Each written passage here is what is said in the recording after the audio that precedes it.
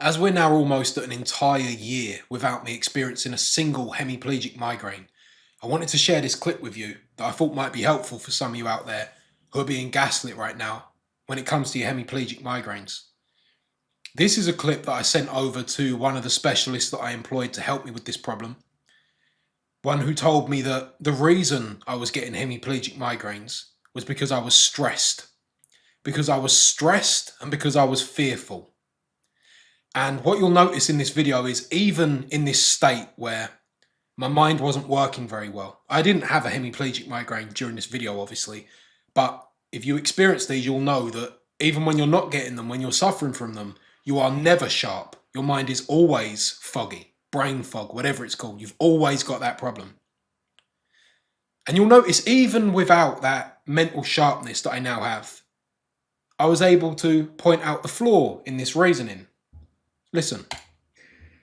So I had all these things going on, and yet on that day, which is probably the most stressful 24-hour period that I can remember for the last few years, I never had this problem happen. And so that's why I often think that sometimes when we look at this from a perspective of that this is stress or threat response related, that I don't think it is, because I can see so many examples of times when I've been genuinely very, very stressed and not had this issue at all. Whereas whenever I do have this issue, I'm having to try to search for a reason why there was some sort of level of stress that caused it to happen. Let that sink in. I would have a hemiplegic migraine and I would have to sit there and try to figure out what was it that was stressing me out that caused that to happen. This is during a time when I was trying to believe that this guy knew what he was talking about because it gave me hope. It made me feel like there may have been an end to this in sight. I remember one of the times where I was writing an email. I was working and I was writing out an email. And then I got a phone call that interrupted it, and I answered the phone. It was another client. I spoke to the client for about 15 minutes, hung up the phone, carried on writing the email. A couple of minutes later, hemiplegic migraine all kicked off. Noticed the hand was going. I noticed the vision. I think it was the vision first. I noticed I couldn't really read what I was writing anymore, then the hand. That's usually how it went. And I went through that whole thing. As I've said in other videos, for me, 4 hours was the minimum amount of time that it used to last for. After that, I'm sitting there thinking to myself, what was it that stressed me out that caused that to happen? What was it? What was it that stressed me out that much? And I'm thinking, well, I got that phone call.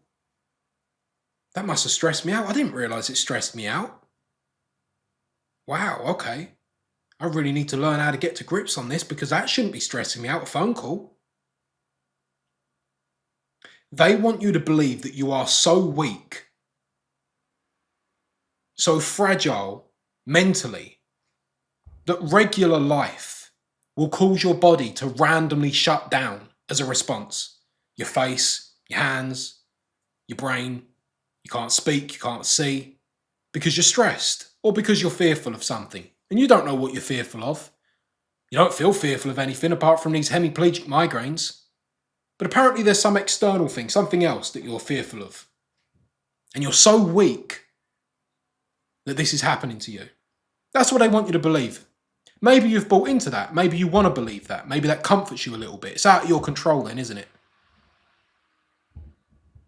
Trust in these people. All they're telling you is they don't know, because they're telling you it's something that is out of your control, because you can't fully control how stressed you are. There are things you can do, but I'll tell you exactly what happens when you start to reduce it and you really focus on it like I did here. You'll still get the hemiplegic migraines. And when you explain that to this specialist, he'll say to you, then you ain't calm enough. You must still be stressed. And you say, I'm not stressed. And he'll say, Dan, I think you are still stressed. And you'll say, no, I'm not stressed. And he'll say, you look stressed to me. I'll say, I'm not stressed. And he'll say, well, you come across stressed to me. And I'll say, look, I'm not bloody stressed, all right? I don't know why you keep saying it. I am not stressed. And he'll say, well, you're shouting right now. That's not something a calm person would do, is it? Now, obviously, I'm playing around a little here, but this is the type of thing that was really happening. This is what they do.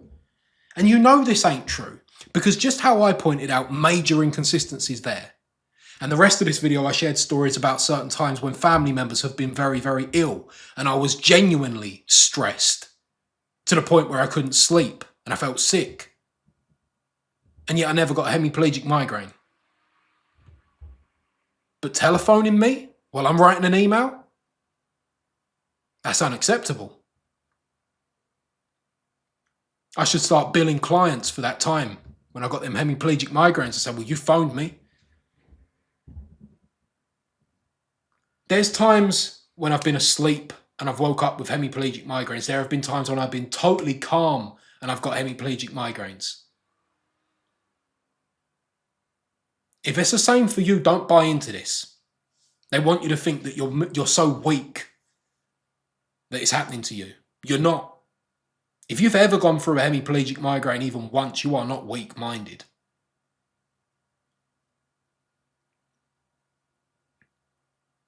Prove to them that you're not weak-minded. Go on the lion diet for 2 weeks. And that will prove to yourself it ain't stress causing it. And for me, the lion diet fixed it. Prove them wrong. Don't let them gaslight you anymore. Give it a go for 2 weeks and see if it fixes it for you like it did for me. I'm almost at an entire year without having a hemiplegic migraine. This guy sitting right here, he was getting them every 2 weeks. Some periods I had them more than 2 weeks. I'd have a couple of weeks sometimes, but on average, every 2 weeks. This was me at my worst here, getting it all the time. And it got worse throughout 2023. Towards the end, it was worse. This was when it was first starting to really kick off here. It was the end of 2023 when it was really, really kicking off. I think it was the end of 2022, like beginning of winter, it started again frequently. But then the end of 2023, that was when it was really bad. And if you try the lion diet and it doesn't work for you like it did me, that doesn't mean there isn't something else that will work. It doesn't mean that. Just because these people tell you, because think about how many people I had tell me that. How many different solutions I had put to me. How many different causes I had suggested to me. And they was all wrong. And yet they speak so confidently. They look you dead in the eye and tell you this is definitely it. You're doing it wrong. You're doing this exercise wrong. You need to move your elbow a little bit. You're not staying calm enough. Do I seem calm right now? Wonder why I'm not getting a hemiplegic migraine. Maybe because it had nothing to do with it. And maybe because it's got nothing to do with it for you either.